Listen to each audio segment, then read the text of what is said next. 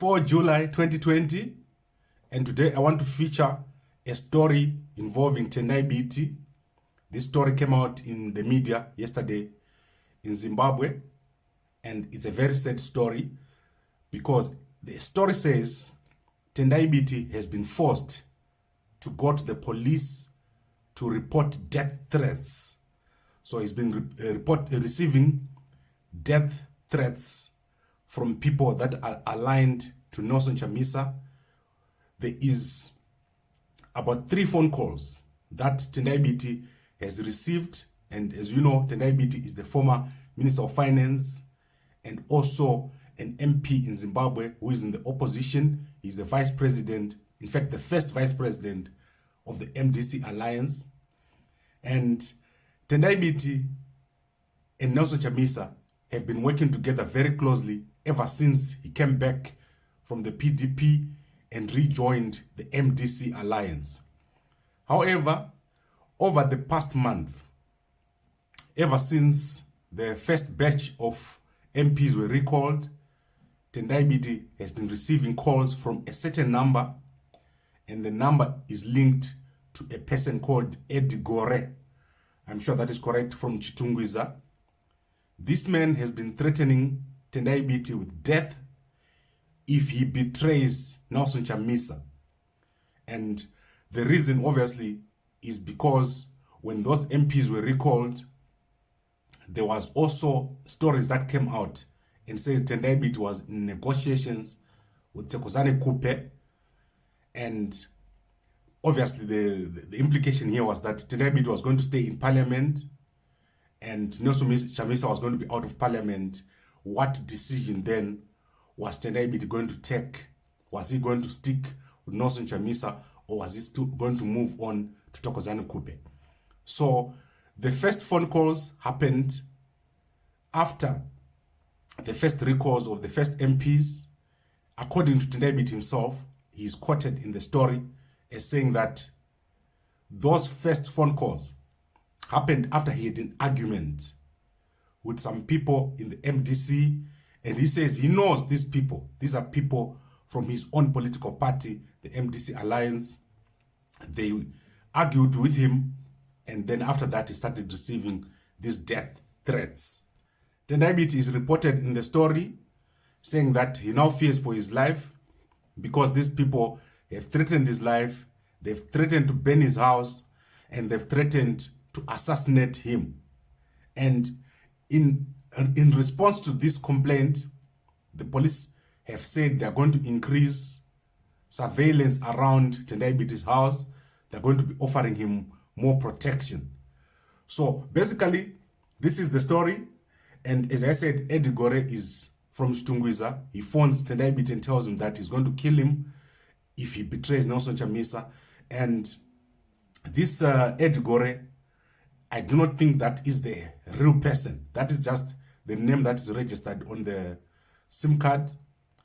But the phone itself, according to police, is a stolen phone.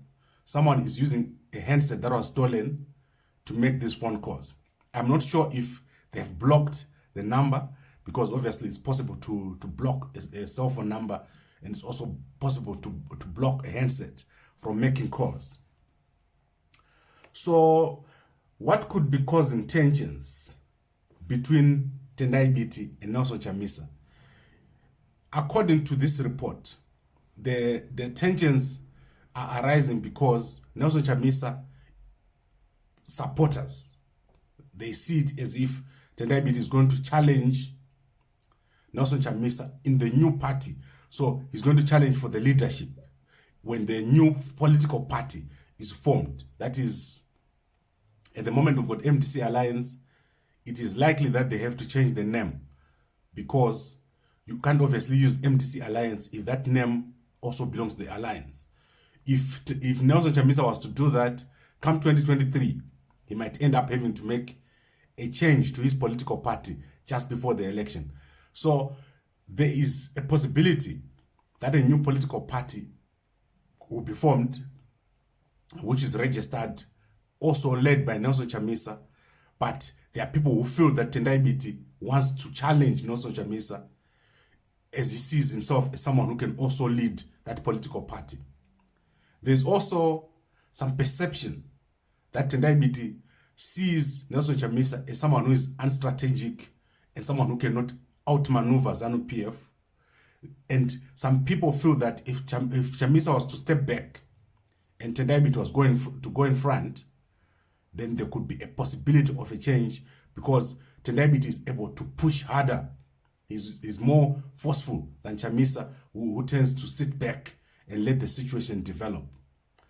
There's also a media report that I saw which says that there is tension between Tendai Biti and Nelson Chamisa, because Tendai Biti is aware that when Morgan Tsvangirai was alive, Nelson Chamisa is the one who was giving reports about him to Tsvangirai. So apparently what would happen is that Nelson Chamisa would phone Morgan Tsvangirai with his phone on speakerphone and discuss issues with Tendai Biti, and Tendai Biti would criticize Morgan Tsvangirai without knowing that Tsvangirai is actually listening to the conversation. I also saw that in the media this week. So this could be the possible reasons for the tension. There's also a report that I gave last week where it was reported that Tendai Biti drove to Bulawayo and had a 5-hour-long meeting with Thokozani Kupe. Of course, this was denied, but in that report, it was said that Nelson Chamisa phoned Tendai Biti and asked him why he had attended that meeting in Bulawayo with Thokozani Kupe without getting his clearance. So the latest death threat came very, very recently when the last batch of MPs were recalled. So I'm sure that it is related to these recalls. The reason why Tendai Biti keeps getting these death threats, there's a relationship between Thokozani Kupe, the recalls, and the death threats. They keep coming as soon as there's a recall, so that maybe he is kept in line. He knows that he should not betray Nelson Chamisa.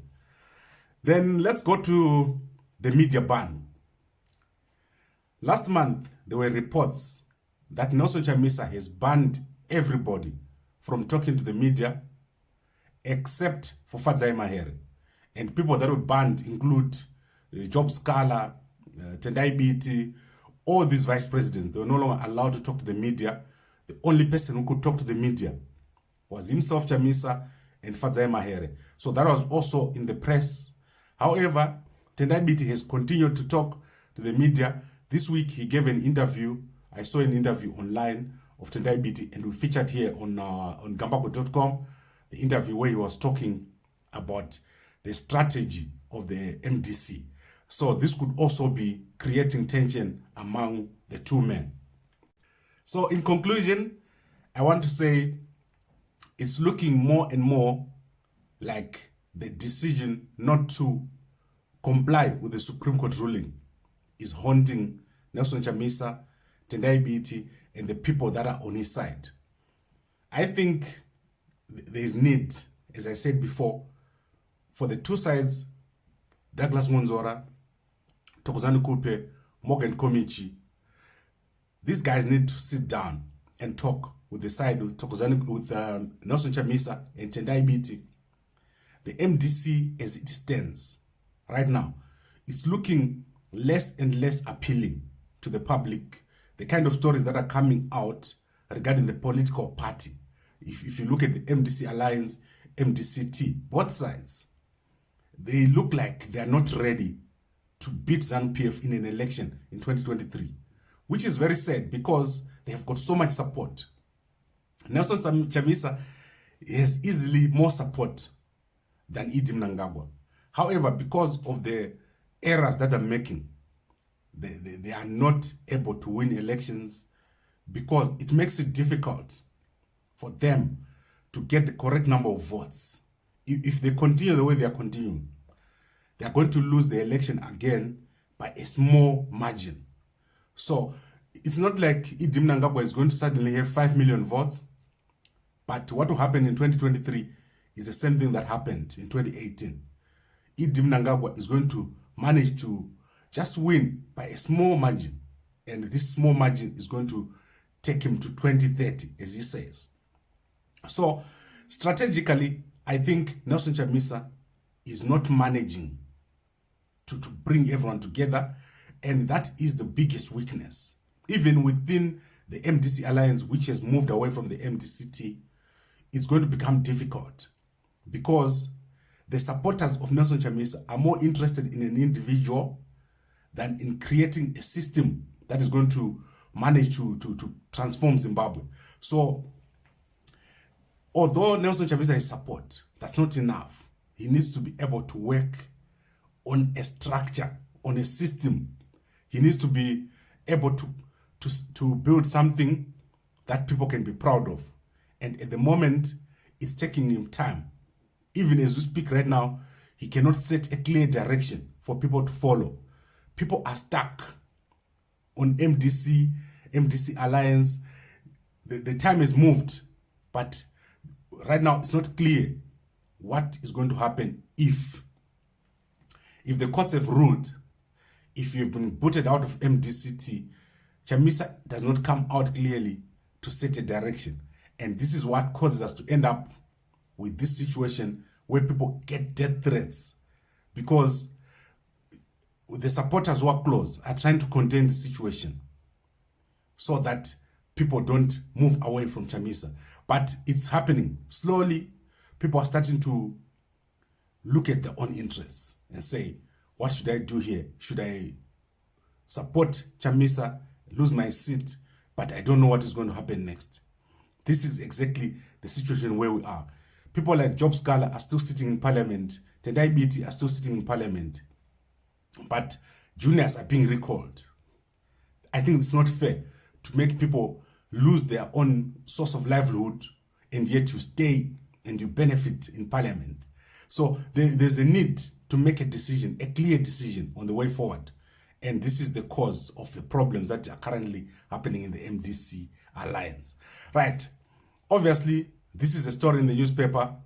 I do not say it is authoritative that that's what happened, but it's a report. So I'm featuring it and let's see what happens, how the situation develops. Right. Thank you very much for watching. If you're watching this on WhatsApp, send it to as many people as possible. If you're watching this on YouTube or Facebook, please like, comment, and share.